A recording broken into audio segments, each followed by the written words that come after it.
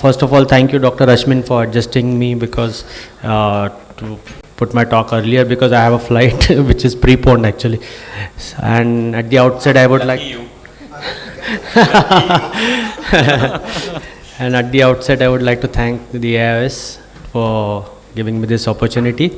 So this is our, experience about optic nerve fenestration surgery that we do in Navi Mumbai. We have done almost 282 cases now, and it's about idiopathic intracranial hypertension, but we also do it for dural sinus thrombosis, and we have got excellent results in terms of visual acuity, not only saving but improvement, and also symptomatic improvement in terms of the headache part, which is very common in such cases. So we'll just quickly go through the presentation. So we all know what is IIH. It is increased intracranial pressure with the other symptoms of headache and obscuration of vision, intermittent, sometimes double vision as well.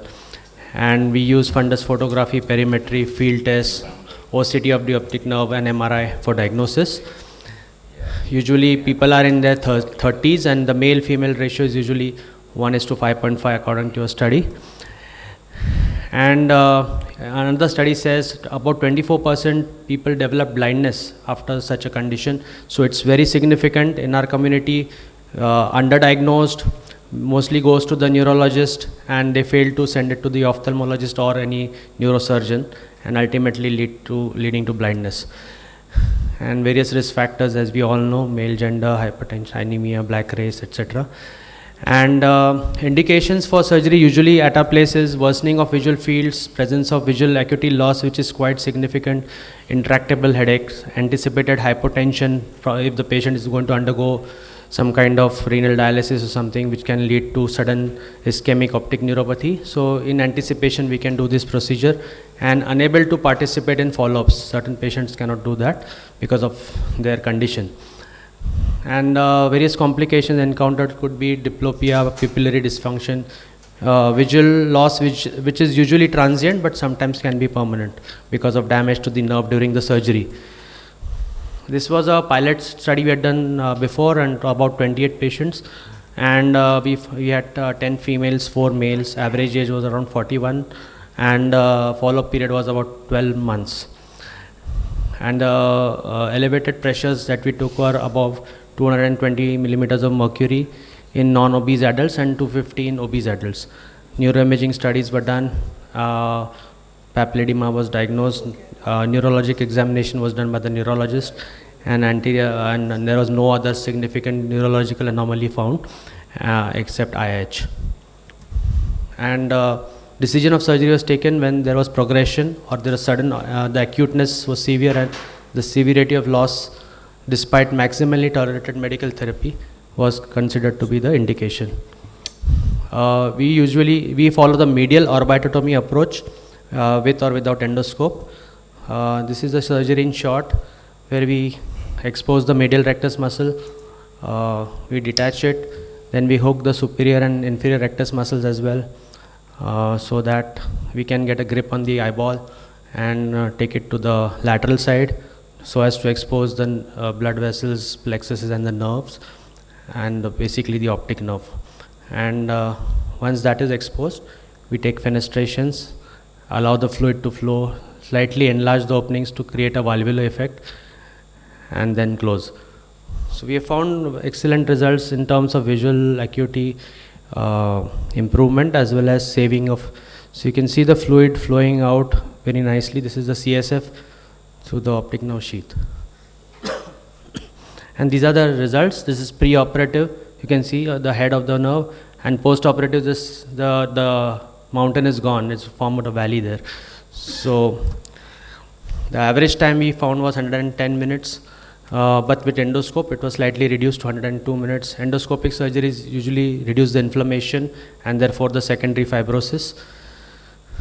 Average time in reduction of optic disc swelling was found to be around 7 days, and the visual acuity improved in 26 out of the 28 cases. The fundus picture and perimetry improved in 27 and 26 cases out of the 28 cases, and OCT showed a decrease of about 216 microns, plus minus 93.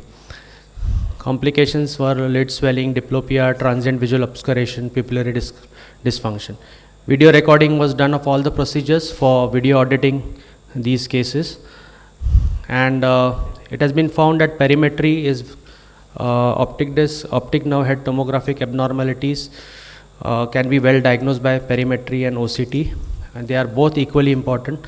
However, OCT plays a even better role nowadays, and there was a significant correlation between visual field sensitivity loss and papilledema according to this study.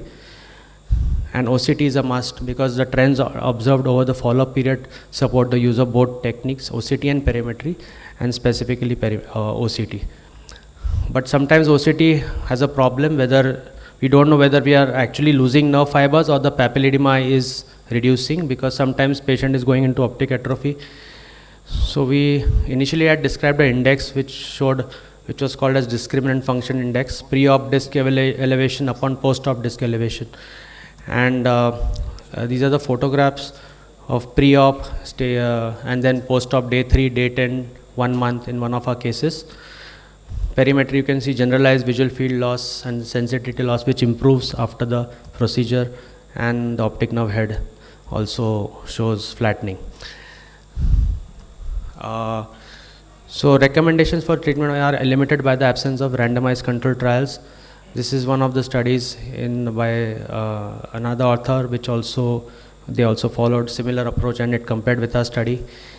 And our results had longer follow-up of 12 months, more percentage of good results due to following of an index, and OCT was used in all cases. But now we are further refined it. We are now using the Wolfram language algorithm. It's a unique engine which uses algorithms to analyze, answer questions, generate reports, programming to further improve prediction of success. So we can now predict whether this patient is going to improve in terms of visual acuity, and we have fed a lot of data in this. This is available online, Wolfram Mathematica, and once you enter the data, you get these are the various parameters that we enter from various machines like dynamic retina analysis, fractal dimensional, visual vessel discontinuity index, which we see on HRT, disc margin obscuration, Brooks membrane, submacular fluid, OCT, perimetry, fundus, MRI, many things, visual acuity pre-op and post-op. So this has really improved the results in terms of prediction, and this was another paper that we presented last year. We got a prize for that. And discussions. So the strength of our study was basically we used most of the parameters that are available, including video audit, objective and subjective parameters, and were assessed, use of endoscope, and a large follow-up. And it was a multi-centric study across 4 hospitals. Now we have crossed around 282 surgeries of this particular procedure. And conclusion. So all 3 parameters, including perimetry, fundus, OCT, are important. The Wolfram language algorithm now helps in prediction. OCT is very important. Endoscope helps in improving the results, and applying the index and algorithm saves most of the gives good predicts the prognosis.